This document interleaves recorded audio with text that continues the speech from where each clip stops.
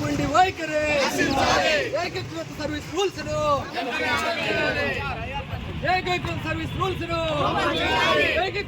Rules OPS విధానాన్ని CBS విధానాన్ని జిందాబాద్ జిందాబాద్.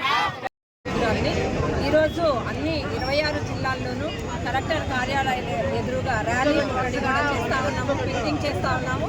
దీనికి కారణం ఈ ప్రభుత్వం రాకముందే మీకు ఫ్రెండ్లీ ప్రభుత్వం అని చెప్పేసి ప్రభుత్వం ఏర్పడిన వెంటనే మెరుగైన ఐఆర్ను ప్రకటిస్తామని చెప్తున్న ప్రభుత్వం ఈరోజు ఉద్యోగ ఉపాధ్యాయ సంఘాలు చేస్తున్న ఉద్యమాలను కూడా ఫ్రెండ్లీగా చూస్తుంది.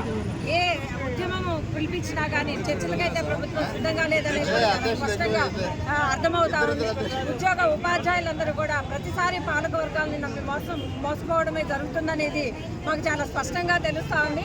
గత ప్రభుత్వం వారం రోజుల్లో సిపిఎస్ రద్దు చేస్తానని 5 సంవత్సరాలు కూడా కదలకుండా ఉన్న పరిస్థితుల్లో ఈ ప్రభుత్వం వచ్చిన వెంటనే ఐఆర్ ప్రకటన పిఆర్సీ కమిషన్ వేస్తామని చెప్పారు. 2 సంవత్సరాలు దాటింది, ఇంతవరకు కూడా పిఆర్సీ కమిషన్ని కనీసం కమిషనర్ని నియమించిన పరిస్థితి కూడా ఉంది. మేము ఉద్యోగ ఉపాధ్యాయ సంఘ నాయకులుగా ప్రభుత్వాన్ని ప్రశ్నిస్తే మీరే పిఆర్సీ కమిషన్ని ఎవరిని వేయాలో మీరే సూచన చేయండి అని అది కూడా మానెత్తినే పెట్టే పరిస్థితుల్లో ఈరోజు ప్రభుత్వ పెద్దలు ఉన్నారు. ఒకవైపు విద్యా సంస్కరణలు చేస్తామని విద్యారంగాన్ని నిర్వీర్యం చేసే సంస్కరణలు చేస్తూ ఉన్నారు. మరొక వైపు ఆర్థిక భారాన్ని తట్టుకోలేని పరిస్థితుల్లో ఈరోజు ఉద్యోగ ఉపాధ్యాయులు ఉంటే నిత్యావసర ధరలు యుద్ధం కారణంగా విపరీతంగా పెరిగిపోయిన పరిస్థితుల్లో మరి వాటిని మీట్ అవ్వాలంటే తక్షణమే పిఆర్సీ కమిషన్ని వేసి 30% ఐఆర్ని ప్రకటించాలని అనేక మంది కరోనా టైంలో ఉపాధ్యాయులు చనిపోయారు. దాదాపు 1000 మంది ఉపాధ్యాయుల పిల్లలకి కానీ వాళ్ళ కుటుంబ సభ్యులకు కానీ కారుణ్య నియామకాలు ఇచ్చే పరిస్థితి అయితే లేదు.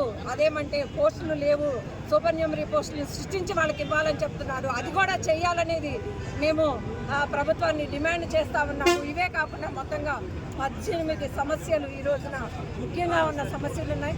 వాటన్నిటినీ కూడా సత్వరమే పరిష్కారానికి ప్రభుత్వం ఆలోచన చేయాలని, ఇది చేయని పక్షంలో ఈరోజు జిల్లా స్థాయిలో చేసిన ఉద్యమం రేపు చలో అసెంబ్లీ అని అసెంబ్లీ స్థాయిలో దద్దరిల్లిపోయేటట్లుగా ఉద్యమాన్ని చేసి మా సమస్యల పరిష్కారానికి ప్రభుత్వం ఆలోచన చేసే విధంగా చేస్తామని ప్రభుత్వాన్ని హెచ్చరిస్తూ ఉన్నాం.